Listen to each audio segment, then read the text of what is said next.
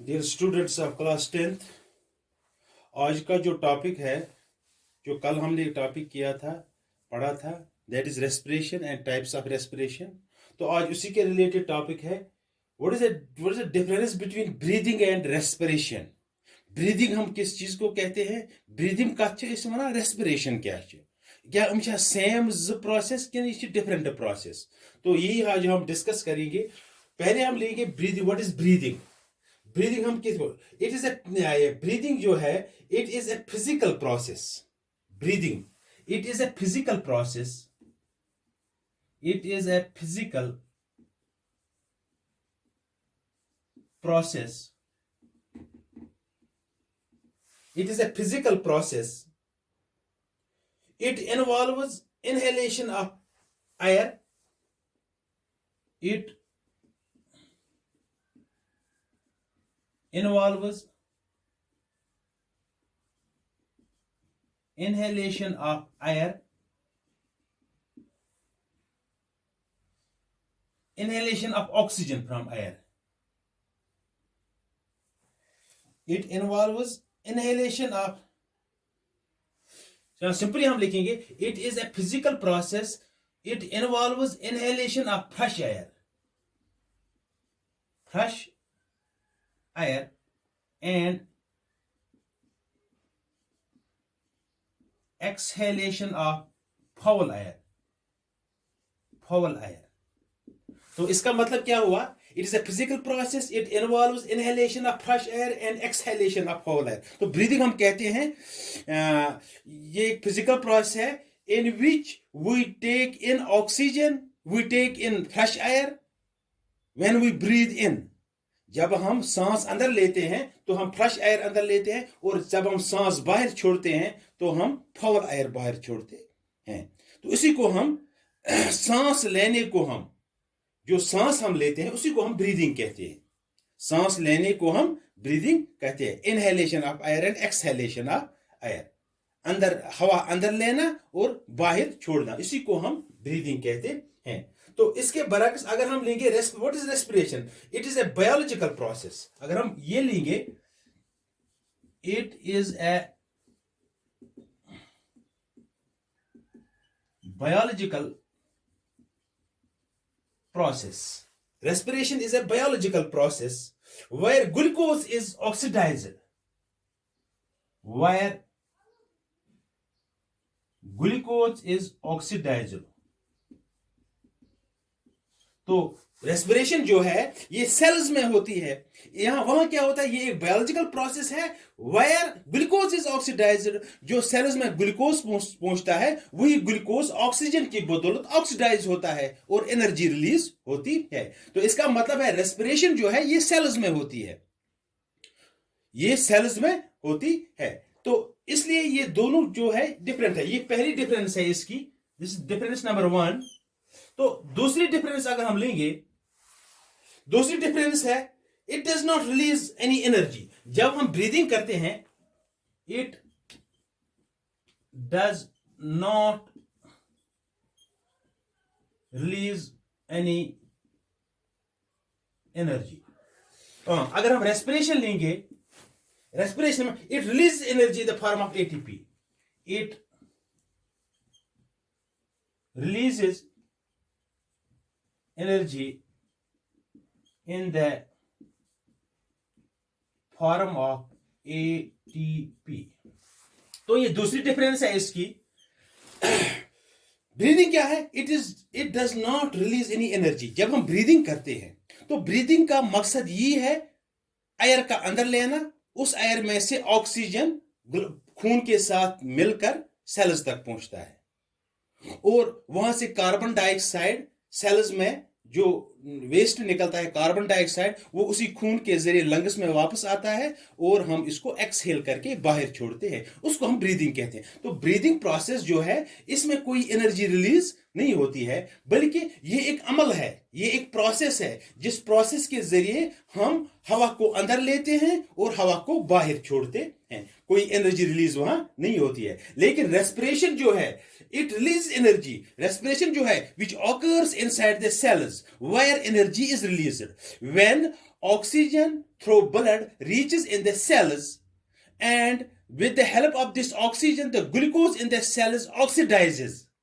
The glucose in the cells oxidizes to form energy. In the form of ATP, adenosine triphosphate molecule. So we can say that in respiration the energy is released because due to oxidation of glucose in the cells, energy is release in the form of adenosine triphosphate. तो ये हम कह सकते हैं कि respiration में energy release होती है जो सेल्स में होती है. ये दूसरी डिफरेंस है इसकी. अब हम तीसरी डिफरेंस हम इसकी लिखेंगे. तीसरी डिफरेंस है it is an extra cellular process. It is an extra cellular process. तो इसी तरह अगर हम रेस्पिरेशन की लिखेंगे, it is an intracellular process. Intracellular process. तो और एक डिफरेंस है इसकी ब्रीदिंग की और रेस्पिरेशन की. अगर हम ब्रीदिंग लेंगे, it is an extra cellular process. ये वो प्रोसेस है जो सेल्स के बाहर होती है. जो extracellular means outside the cells. ये breathing process outside the cells होती है. But the respiration is an intracellular process. ये इंट्रासेल्यूलर प्रोसेस है which occurs inside the cells. This breathing occurs outside the cells, this respiration occurs inside the cells. So we can say that breathing is an extracellular process and respiration is an intracellular process. This is third difference. And fourth difference is enzymes are not involved. Enzymes are not involved. तो respiration में लेके enzymes are involved. Enzymes are involve. तो अगर हम respiration लेंगे और breathing लेंगे, तो ब्रीदिंग में एंजाइम्स इन्वॉल्व नहीं होते हैं. ब्रीदिंग में simply intake of air and exhale of air.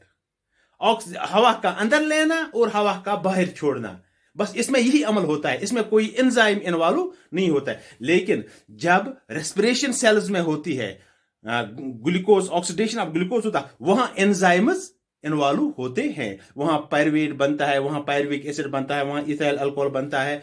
तो वहां जो प्रोसेस होती है ऑक्सीडेशन ऑफ ग्लूकोज जो होता है सेल्स में, mitochondria complete oxidation, aerobic respiration which occurs in the mitochondria of the cell and inorganic which occurs in the cytoplasm of the cell, their enzymes are involved. So we can say that simply that in breathing enzymes are not involved, in respiration enzymes are involved inside the cell. तो ये चौथी difference है. पांचवी difference है इसकी, breathing mechanism varies in different organisms. Breathing mechanism varies in different organisms. Respiration में respiration mechanism is similar.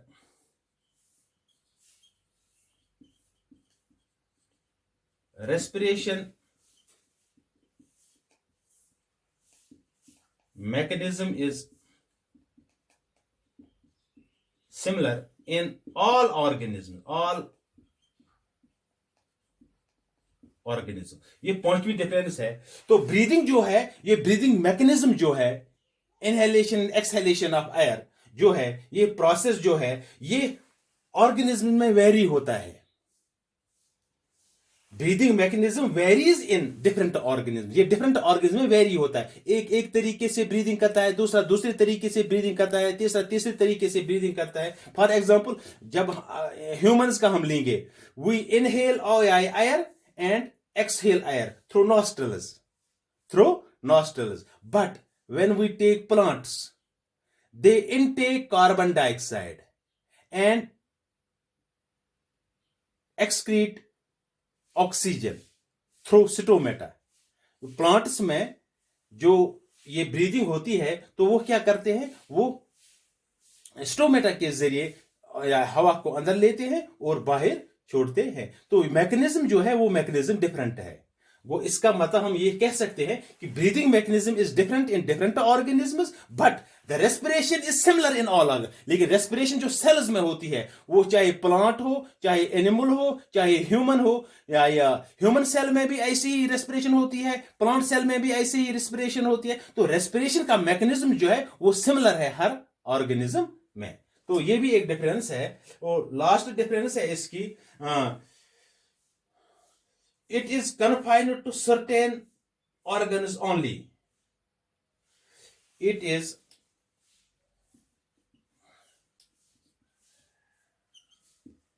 confined to certain organisms only. ये confine रहती है ये ब्रीदिंग प्रोसेस सर्टेन ऑर्गेनिजम्स तक, but respiration occurs in cells of the body. Respiration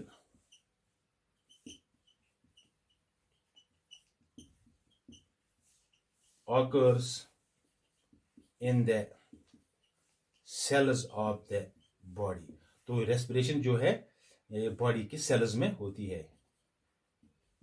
Respiration occurs in the cells of the body. So these are some differences between breathing and respiration. The breathing is different from respiration. Respiration is one process and breathing is another process. But they are interlinked with. Respiration तब तक नहीं हो सकती है जब तक हम breathing करेंगे। तो इनमें प्रोसेसेस ये डिफरेंट है, लेकिन इनमें लिंक है। तभी रेस्पिरेशन हो सकती है जब ब्रीदिंग होगी। जब ब्रीदिंग होगी तो ब्रीदिंग के जरिए हम एयर को अंदर लेते हैं लंग्स में। जब लंग्स में एयर चला जाता है तो वहां एल्विलाई के जरिए जो ब्लड जो होता है हीमोग्लोबिन उस एयर में से ऑक्सीजन को एब्जॉर्ब कर लेता है। उस एयर में से ऑक्सीजन को एब्जॉर्ब कर लेता है और हीमोग्लोबिन ऑफ द ब्लड, तो फिर ब्लड उस ऑक्सीजन को सेल्स तक पहुंचाता है। जब वो ऑक्सीजन सेल्स में पहुंचता है तब जाके रेस्पिरेशन हो सकती है। तो वहां सेल्स में ऑलरेडी उस ब्लड ने ग्लूकोज को पहुंचा, जो डाइजेशन से आता है, तो वो ग्लूकोज और ऑक्सीजन, या वो ग्लूकोज ऑक्सीजन में ऑक्सीडाइज हो जाता है और एनर्जी रिलीज होती है। जो सेल्स के अंदर ग्लूकोज ऑक्सीजन की बदौलत ऑक्सीडाइज होता है, उस प्रोसेस को हम रेस्पिरेशन कहते हैं। लेकिन जो ये अमल है, जो हवा का अंदर लेना लंग्स में, फिर लंग्स में से हीमोग्लोबिन ऑक्सीजन को एब्जॉर्ब कर लेता है, तो उस प्रोसेस को हम ब्रीदिंग कहते हैं। वो inhaling of air and exhaling of air, हवा का अंदर लेना लंग्स में और लंग्स में से हवा को बाहर छोड़ना, तो इसको हम ब्रीदिंग कहते हैं। तो ये हम ये क्यों कहते हैं कि हवा हम अंदर लेते हैं, एयर? क्योंकि जब हम इनहेल करते हैं, जब हम सांस लेते हैं, तो हम पूरा एयर अंदर लेते हैं, लेकिन हम सिर्फ ऑक्सीजन अंदर नहीं लेते, हम एयर अंदर लेते हैं। तो ये एयर जब लंग्स में पहुंच जाता है तो उस एयर में से सिर्फ हीमोग्लोबिन, क्योंकि उस एयर में ऑक्सीजन भी होता है, उस एयर में नाइट्रोजन भी होता है, उस एयर में कार्बन डाइऑक्साइड भी होता है, ये चीजें भी होती है इसमें। ये बाकी गैसेस जो है एयर में वो भी अंदर चली जाती है लंग्स में, लेकिन वहां लंग्स में सिर्फ हीमोग्लोबिन ऑक्सीजन को एब्जॉर्ब कर लेता है, क्योंकि उसमें कैपेसिटी होती है कि वो दो चीजों को जज़ब कर सकता है हीमोग्लोबिन, एक ऑक्सीजन को और दूसरा कार्बन मोनोऑक्साइड को। अगर एयर पॉल्यूटेड हो, अगर उसमें कार्बन हो, तो वो भी, क्योंकि वो भी हीमोग्लोबिन एब्जॉर्ब कर सकता है, जिससे फिर प्रॉब्लम हो सकती है, लेकिन वो पॉल्यूटेड एयर में होता है। तो अब हम वो दूसरा टॉपिक है। लेकिन यहां जो हम अंदर एयर लेते हैं, जो उसमें ऑक्सीजन होता है, हीमोग्लोबिन उस ऑक्सीजन को एब्जॉर्ब कर लेता है और सेल्स तक पहुंचाता है। तो बाकी जो होता है नाइट्रोजन होता है, और जो ब्लड ने रिलीज किया हुआ या कार्बन डाइऑक्साइड होता है, वो भी इसके साथ ऐड होता है। तो उस एयर को फिर हम वापस छोड़ देते हैं, अंदर भी लेते हैं और बाहर भी। वो ये अंदर जाता है इनहेलेशन के जरिए और एक्सहेलेशन के जरिए, ये चीजें वापस भी आती है। सिर्फ उसमें तादाद जो होता है वो ऑक्सीजन का कम हो जाता है। जब when we inhale air, there is there is more oxygen in the air. जब हम एक्सहेल एयर करते हैं, इनहेल एयर करते हैं, जब हम सांस अंदर लेते हैं तो उस एयर में ऑक्सीजन का तादाद ज्यादा होता है, और जब हम एक्सहेल एयर करते हैं तो उसमें कार्बन डाइऑक्साइड का तादाद ज्यादा होता है, ऑक्सीजन का तादाद कम हो जाता है, क्योंकि वो ऑक्सीजन वहां ब्लड के साथ मिल जाता है। और कार्बन डाइऑक्साइड का तादाद इसलिए बढ़ जाता है क्योंकि ब्लड ने जो सेल्स से कार्बन डाइऑक्साइड लाया हुआ होता है वो उस या एयर के साथ मिल जाता है, इसलिए जब हम एक्सहेल करते हैं तो उसके साथ कार्बन डाइऑक्साइड का तादाद ज्यादा होता है। Thank you. आज ये जो मैंने आपको डिफरेंस बताया है ब्रीदिंग और रेस्पिरेशन की, तो ये भी कल का जो रेस्पिरेशन का जो टॉपिक था उसी के साथ रिलेटेड है। Okay, thank you.